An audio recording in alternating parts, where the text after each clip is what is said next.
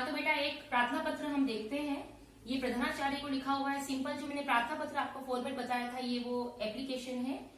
प्रार्थना पत्र कई प्रकार का हो सकता है। ये प्रार्थना पत्र जो है वो अपने विद्यालय के प्रधानाचार्य को बीमारी के अवकाश के लिए प्रार्थना पत्र लिखिए। अब ये जो विषय है, सब्जेक्ट है, ये बदल सकता है। बीमारी के अवकाश के लिए हो सकता है, भाई की शादी में जाने के लिए, अवकाश प्राप्ति के लिए हो सकता है, चरित्र प्रमाण पत्र के लिए हो सकता है, स्थानांतरण प्रमाण पत्र के लिए हो सकता है। स्थानांतरण यानी आपका ट्रांसफर दूसरी जगह हो रहा है, तो कोई भी टॉपिक हो सकता है, इसका कोई भी सब्जेक्ट हो सकता है। तो देखो शुरुआत करते हैं। सबसे पहले मैंने आपको बताया कि जो जिसको अपन लिख रहे हैं जो सामने वाले का पता है वो यहाँ आएगा। देखो सेवा में श्रीमान प्रधानाचार्य महोदय, अपने स्कूल का पता। अगर यहाँ किसी स्कूल का पता और दे रखा है, यहाँ जो नाम यहाँ दे रखा है लिखने वाले का, वो नाम यहाँ आएगा और यहाँ वो ही पता आएगा उस विद्यालय का। हमारे पास कोई विद्यालय का पता नहीं, हमारे विद्यालय का लिखने हैं। सेवा में श्रीमान प्रधानाचार्य महोदय। अभी प्रधानाचार्य महोदय पद नाम हो गया। Noble International School Kumada road Bhilwara, ये इसका पता हो गया। दिनांक 9 अगस्त 2020। जिस दिन आप लिख रहे हैं उसी दिन की तारीख ये होनी चाहिए, डेट होनी चाहिए। विषय अवकाश प्राप्ति हेतु। ये देखो अब बीमारी के अवकाश के लिए प्रार्थना पत्र इतना बड़ा आपका नहीं आएगा। सब्जेक्ट जैसे इंग्लिश में आता है फॉर लीव, है ना, तो बहुत छोटा सा आपको सब्जेक्ट लिखकर बताना है। अवकाश की प्राप्ति हेतु, चरित्र प्रमाण पत्र हेतु, स्थानांतरण प्रमाण पत्र हेतु, जो भी विषय है, जिस विषय के लिए आप एप्लीकेशन लिख रहे हैं। उसके बाद आपको वन लाइन छोड़नी है। जहां जहां मैंने क्रॉस के साइन लगा रखे हैं ये लाइन छोड़नी है। उसके बाद महोदय, अगर जेंट्स से प्रधानाचार्य है तो महोदय आएगा, मान्यवर आएगा। और अगर यहाँ प्रधानाचार्य यानी लेडी प्रधानाचार्य है, प्रिंसिपल है, तो वहां आएगा महोदया। मान्यवर दोनों के लिए आता है, दोनों में से एक लिखें। अब एक लाइन स्किप करनी है, आपको छोड़नी है। उसके बाद आपकी लैंग्वेज, ये शुरू विशेष लैंग्वेज है, ये आपको लिखनी अनिवार्य है। सविनय नम्र निवेदन है की, यानी आप एप्लीकेशन लिख रहे हो, प्रार्थना कर रहे हो, प्रार्थना पत्र है।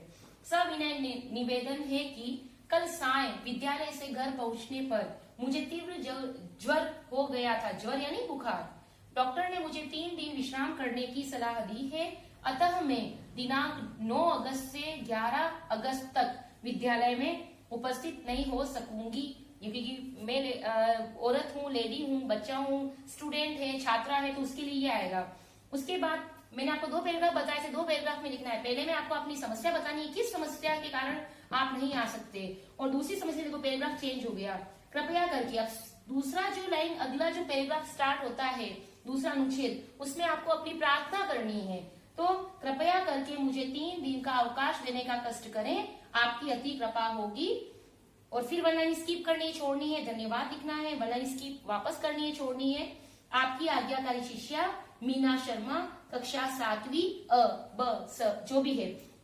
अभी मैटर यहाँ का चेंज हो जाएगा अकॉर्डिंग टू सब्जेक्ट। जो विषय आपका यहाँ पर आ रहा है उसके अकॉर्डिंग ये विषय। अगर आपका स्थानांतरण हो गया है कहीं और, तो उसके लिए वो विषय लिखे कि मेरे पिताजी का ट्रांसफर, स्थानांतरण कहीं वहां जयपुर हो गया है, तो मैं अब विद्यालय में यहाँ पढ़ने में असमर्थ हूँ और मैं विद्यालय आ नहीं सकता, इसलिए। ये तो आपकी समस्या बता दी थोड़ी डिटेल में, ज्यादा डिटेल में भी नहीं, सिर्फ वर्ड टू वर्ड, टॉपिक से हटके नहीं जाना है। औपचारिक पत्र में आप व्यवहारिक बातें ना लिखें, उसमें टॉपिक टू टॉपिक लिखें। और उसके बाद अपनी प्रार्थना करें कि कृपया करके आप मुझे, अतः आपसे अनुरोध है कि आप मुझे स्थानांतरण प्रमाण पत्र देने का कष्ट करें, या शुल्क मुक्ति के लिए पत्र हो सकता है कि कोविड-19 के कारण मेरे पिताजी का कारोबार इतना अच्छा चल नहीं रहा है, हम घर में खाने वाले 7 सदस्य हैं, कमाने वाला सिर्फ 1 है, तो गुजारा करना बड़ा मुश्किल हो रहा है।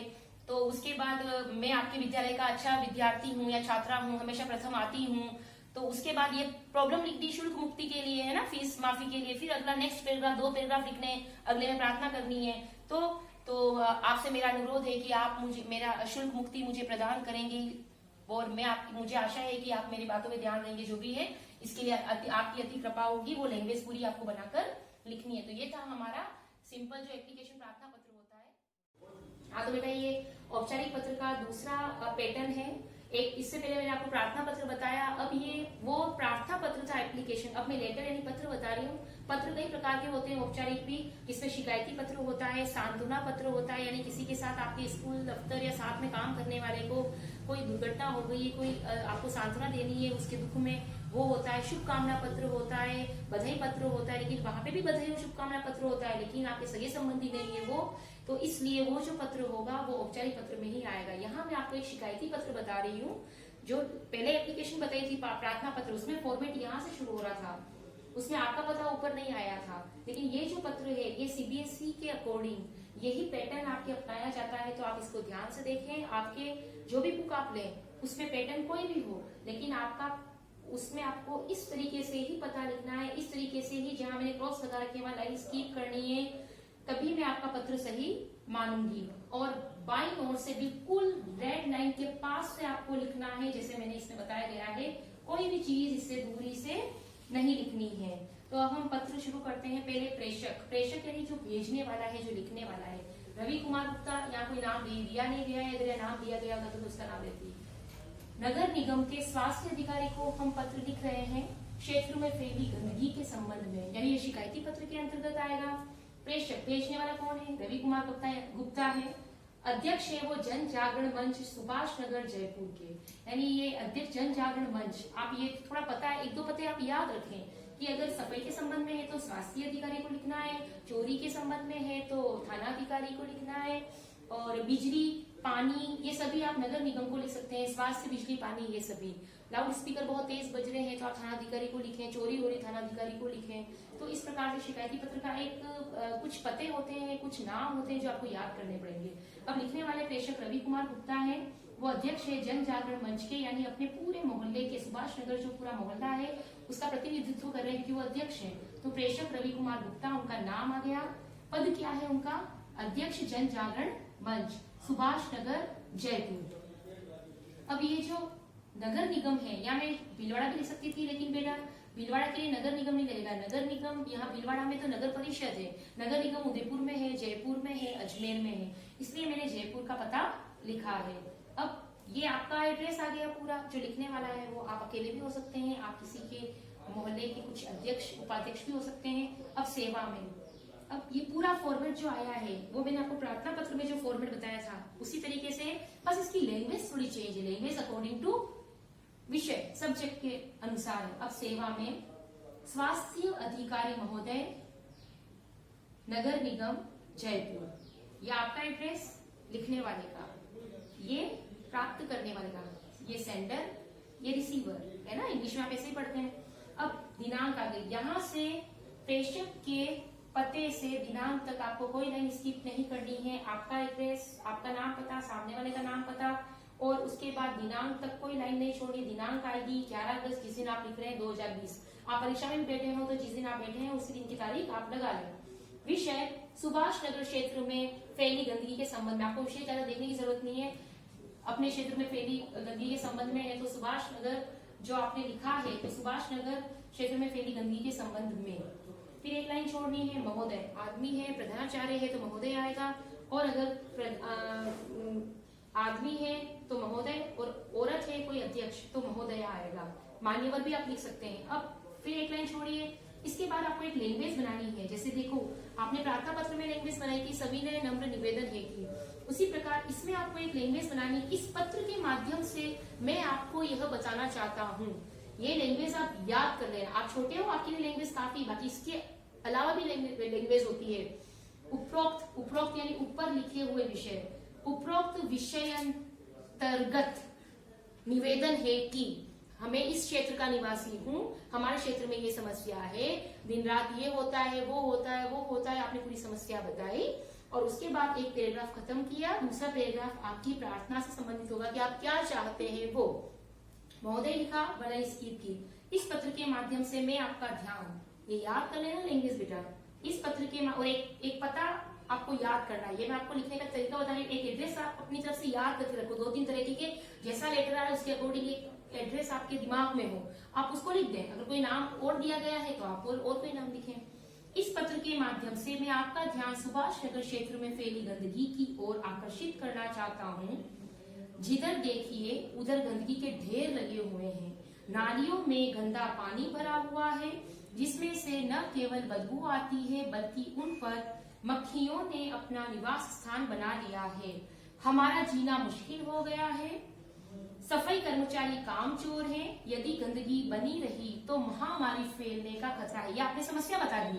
यहाँ से यहाँ तक इस पूरे पैराग्राफ में आपने समस्या बताई है। अब आप निवेदन कर रहे हैं पैराग्राफ चेंज। लाइन नहीं छोड़नी है, ये इसमें एक भी लाइन नहीं छूटेगी बीच में, जहां छोड़नी है मैंने क्रॉस लगा दिया है, ठीक है।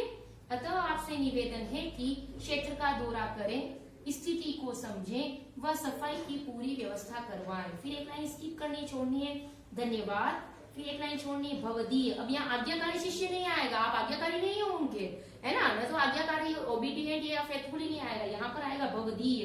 विनीत या प्रार्थी, जो भी प्रार्थना करने वाला होता है, दूसरा व्यक्ति अगर कहीं लेटर लिख रहा है तो वो यही लैंग्वेज लिखेगा, भवदीय, प्रार्थी या विनीत। रवि कुमार गुप्ता, ये आपका नाम आ गया। वापस से बता रही हूँ 2-4 बातें, बाईं ओर से शुरू करें। फॉर्मेट आपको याद करना है, फॉर्मेट आपको लिखने हैं, मैं भेजूंगी उसको। आपका पता, नाम पता, सामने वाले का नाम पता, उसके बाद दिनांक, विषय, संबोधन, ये महोदय माननीय पर संबोधन है या संबोधन आएगा। उसके बाद फिर एक लाइन छोड़नी है, फिर आपका विषय पूरा आ जाएगा, जो भी आप बात कहना चाहते हो, क्या आपका कंटेंट है वो। उसके बाद आपको धन्यवाद देना है, फिर भवदीय लिखना है, फिर जो नाम जो लिखने वाला है उसी का नाम आप नीचे यहाँ सबसे नीचे लिखें। तो ये था आपका एक औपचारिक पत्र, ये भी कई प्रकार के होते हैं। तो मैं आपको जो जो पत्र भेजूंगी आपको, तो उन पत्रों को आप पढ़े, अलग अलग तरीके के पत्र भेजूंगी, आप उन सबकी लैंग्वेज देखें। मैंने एक पत्र आपको लिखकर बताया है, अब आप अपनी बुद्धि का प्रयोग करते हुए आप अलग अलग तरीके के पत्र लिख सकते हैं। बेटा गृह कार्य इस प्रकार है, आपको 2 पत्र करने हैं, दोनों ही औपचारिक हैं। अब औपचारिक या अनौपचारिक वैसे तो आपको पता करना होगा, मैंने बता दिया है।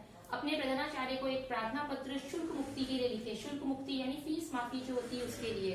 तो आज का टॉपिक अभी के हिसाब से अच्छा सा लिख सकते हैं। कोविड महामारी के कारण आपके पिताजी का जो उद्योग है, धंधा है, वो ठप हो चुका है, या नौकरी पे नहीं जाने के कारण आपको वो जो उनको तनख्वाह नहीं मिली है, घर में खाने वाले इतने लोग हैं, कमाने वाले सिर्फ एक हैं। अतः मेरी आपसे प्रार्थना है कि आप मुझे इस वर्ष शुल्क मुक्ति प्रदान करें। मैं आपके